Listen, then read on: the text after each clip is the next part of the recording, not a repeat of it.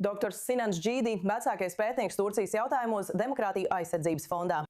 Doktor Džīdī, no aizsardzības viedokļa, cik nozīmīgs ir šis pieprasījuma pieaugums pēc Turcijas ieročiem un pretgaisa aizsardzības sistēmām? Vai tas patiešām sniedz Turcijai ilgtermiņa ietekmi uz Persijas līča valstīm un citiem reģionu spēlētājiem? Iespējams. Viena no interesantajām lietām Turcijas ieroču rūpniecībā, kas patiešām piesaista starptautisko novērotāju uzmanību, ir tas, cik daudz Turcija šobrīd piedāvā. Bet viens no galvenajiem jautājumiem, ko mums jāuzsver, ir tas, ka lielākā daļa sistēmu, ko Turcija šobrīd piedāvā, būtībā ir prototipa stadijā.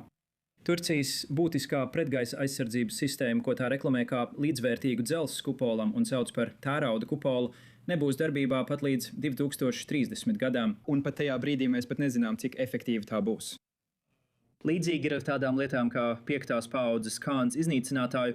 Mēs vienkārši nezinām, lai gan vairākas valstis jau ir noslēgušas līgumus ar Turciju par tā iegādi. Bet atkal, tā ir nepierādīta platforma, par kuru nav neatkarīgi pārbaudāma datu, kas liecinātu, ka tā atbilst 5. paaudzes iznīcinātāju standartiem slēptspējas, kaujas un avionikas ziņā.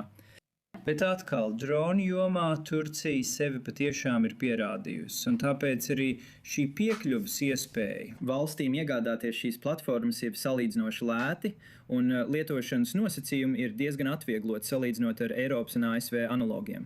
Tātad diplomātiskā ziņā Hakana Fidāna brauciens uz Kataru liecina, ka Turcija vēlas būt pie sarunu galda Irānas kara un Persijas līča drošības jautājumos. Bet vai Ankarai patiešām ir pietiekama uzticamība, lai darboties kā nopietnai starpniecei tuvajos austrumos?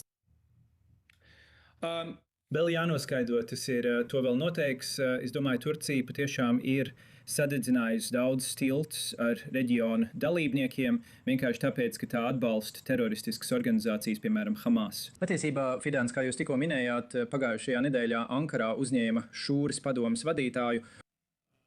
Un, ziniet, viņi būtībā demonstrē pasaulē, ka ja tādas organizācijas kā Hamas pametīs Kataru, tad Turcija visticamāk būs vairāk nekā gatava nodrošināt tām pastāvīgu patvērumu, ko viņi jau zināmā mērā arī dara. Irānas kara laikā Turcija uztur sakarus ar Teherānu un Irānas islāma režīmu, kā arī ar Amerikas Savienotajām valstīm, taču tās efektivitāte kā uzticamam starpniekam, lai panāktu, ka Irāņi sēžas pie sarunu galda kopā ar amerikāņiem, vēl nav pierādīta. Turcija patiesībā trūkst pozicionējumu un nostājas tieši kā NATO sabiedrotajai, vai ne? Turcijai ir bažas par kādu kuģošanas ceļu nākotni kā Hormuza šaurums un Bāb el-Mandeba šaurums. Bet problēma ir tā, ka Turcija būtībā nav gatava nodrošināt kuģošanas brīvību ar savām ievērojamajām militārajām spējām, piemēram, mīnu tīrīšanu. Viņi vienkārši nav gatavi tās izmantot. Tāpēc Turcija iespējams vairāk iegūtu, ja paliktu malā un vērotu notikumu attīstību. Tātad, Sinan, kas mums būtu jāvēro tālāk, vai Turcijas pieaugušā militārā un diplomātiskā klātbūtne varētu pārvērsties ilgstošā reģionālā ietekmē, vai tas vēl joprojām ir neskaidrs? Pagaizi, es teiktu, ka Turcijas militāro attīstību nevajadzētu nenovērtēt par zemu. Zini, šobrīd šķiet, ka ir daudz skepses un jautājumu par Turcijas, piemēram, jaunās starpkontinentālās ballistiskās raķetes efektivitāti, ko tā demonstrēja, kā arī par tās bezpilota lidaparātu floti, kas vēl ir prototipa stadijā. Bet būsim skaidri par šo. Turcijas aizsardzības ministrijas budžets ir palielinājies par 30% salīdzinājumā ar pagājušo gadu.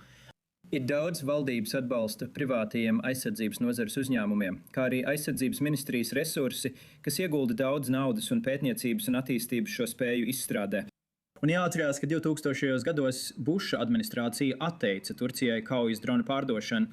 Turki teica, mēs izveidosim savējos. Amerikāņi toreiz par to izsmēja, bet paskatieties, kur šī valsts ir tagad.